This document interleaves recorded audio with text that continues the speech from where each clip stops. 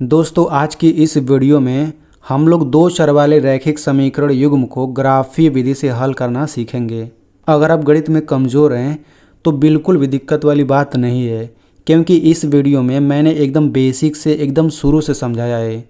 आपको बहुत ही अच्छे से समझ आ जाएगा। तो चलिए इस वीडियो को शुरू करते हैं। तो देखिए, आपको ऐसे ही दो समीकरण दे दिया जाएगा, ठीक है, और आपको कहा जाएगा कि इनको ग्राफीय विधि से हल कीजिए, यानी कि हमको इन दोनों का ग्राफ बना करके इसको हल करना पड़ेगा। इनको हल करने का कई विधि होता है, जैसे विलोपन, प्रतिस्थापन, वज्र गुणन विधि, लेकिन हमको यहाँ पे इसको ग्राफ बना करके हल करना है। तो देखिए, इनको ग्राफीय विधि से हल करने के लिए सबसे पहले जो दोनों समीकरण दिया है इन दोनों का हमें सारणी बनाना होता है, ठीक है ना। तो यहाँ पे सबसे पहले हम लोग पहले समीकरण की सारणी बनाते हैं। तो हम लोग यहाँ पे लिखेंगे 2x + y = 8 की सारणी, यानी सबसे पहले इस समीकरण का हम लोग यहाँ पे सारणी बना लेते हैं, ठीक है। तो सारणी कैसे बनाते हैं, तो देखिए इसमें x y है, तो यहाँ पे हम लोग x लिख लेते हैं और नीचे यहाँ पे y लिख लेते हैं।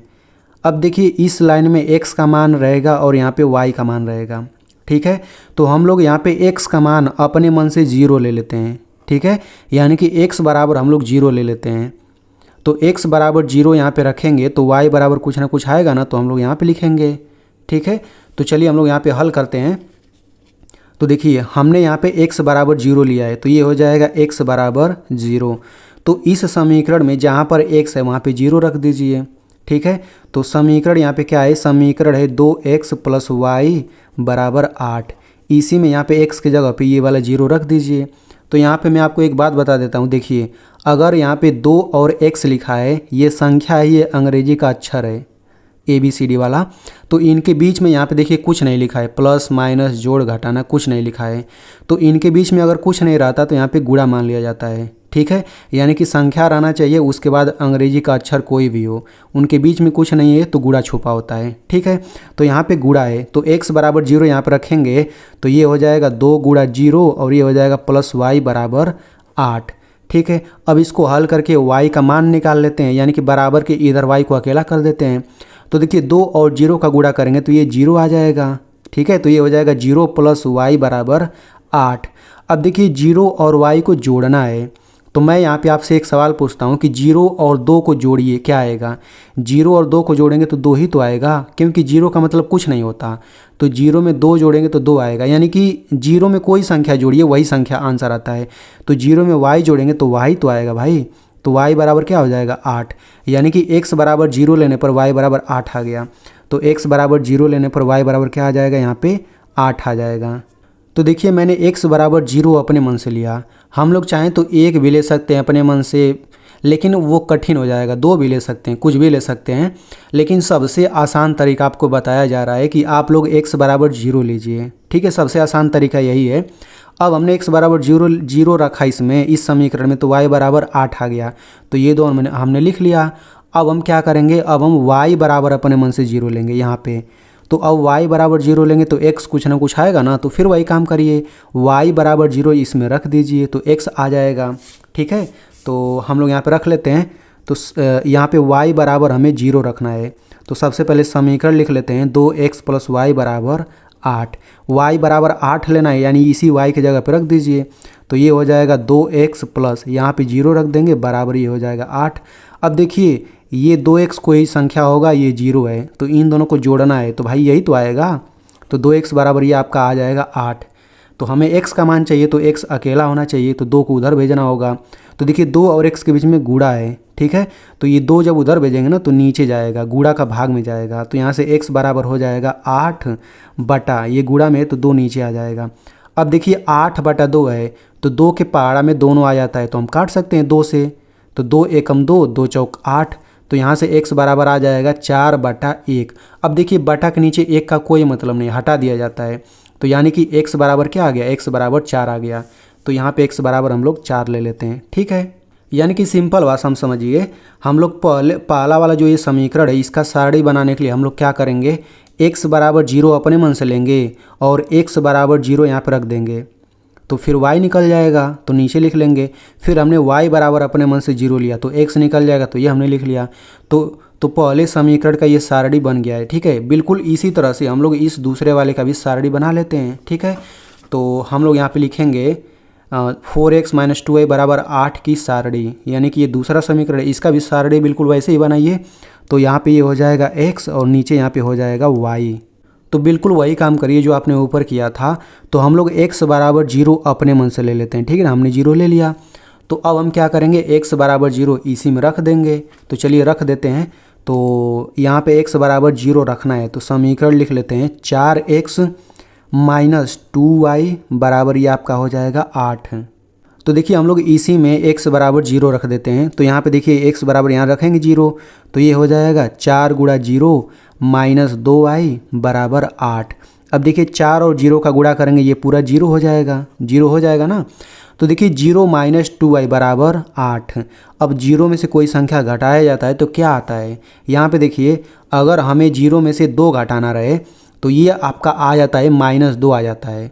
मतलब ये माइनस के साथ आंसर आएगा। अब समझिए कि ये 0 हट जाता है, यही तो आंसर आता है।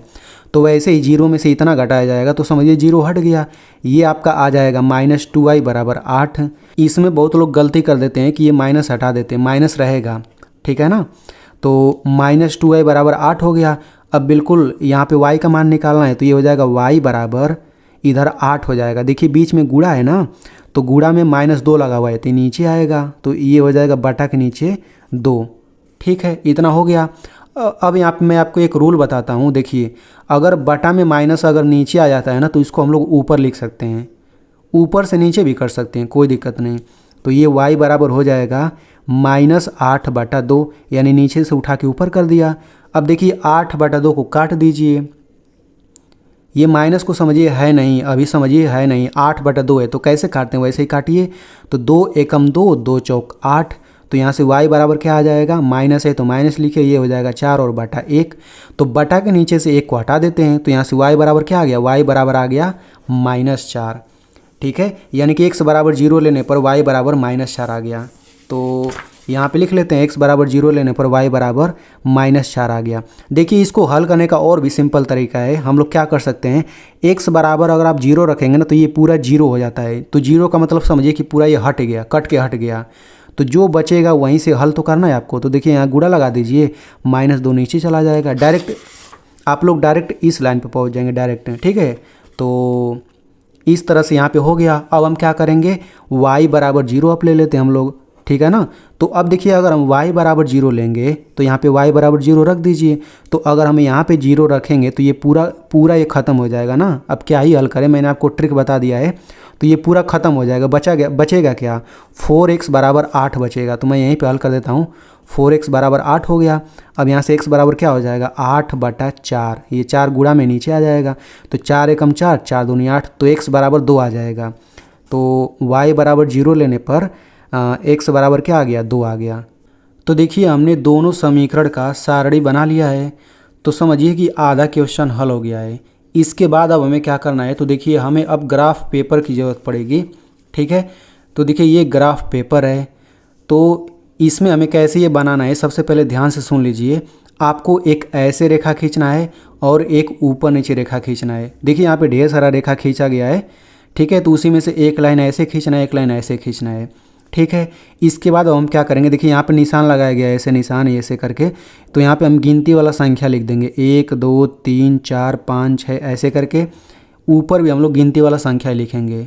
ठीक है ना, लेकिन देखिए अब इसके इधर हम क्या करेंगे, इधर भी गिनती लिखें लेकिन माइनस में गिनती लिखें, -1 -2 -3 ऐसे करके।